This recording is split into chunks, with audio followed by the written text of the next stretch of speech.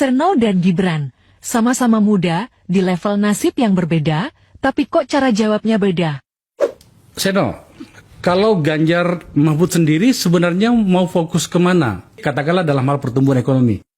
Kita bicara saat kita ingin agar ekonomi kita naik, maka harus anak-anak muda di Indonesia mendapatkan akses pendidikan yang baik. Kemudian bicara tentang perguruan tinggi, kita ingin agar setiap warga miskin, satu bagian dari keluarga itu anaknya harus sampai ke perguruan tinggi. Jadi masuk akal kalau kemudian bicara SD, SMP, SMA dibantu secara platformnya digratiskan. Ini memungkinkan pembagian anggarannya dari pemerintah pusat, kemudian daerah. Banyak daerah-daerah di Indonesia yang punya kapasitas untuk mengelola mandiri anggarannya sampai ke pendidikan SMA hingga gratis. Kita bicara saat kita ingin mengentas kemiskinan, maka pendidikan harus kemudian dimudahkan untuk semuanya. Tidak peduli dia miskin, dia tidak miskin, dia harus pintar.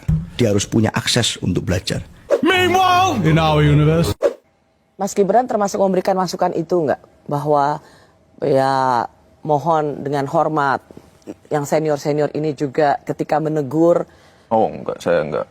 Saya hanya kalau diberi evaluasi ya saya jadi pendengar saja. Tidak berani membantah, menyangka.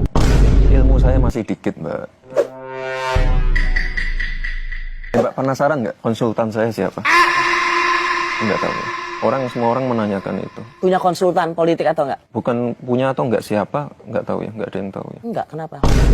Banyak yang menanyakan soalnya. Ya iya, kenapa? Sekarang ya aku tanya. Karena cara komunikasi saya enggak seperti orang biasa. Jadi siapa? Ya rahasia.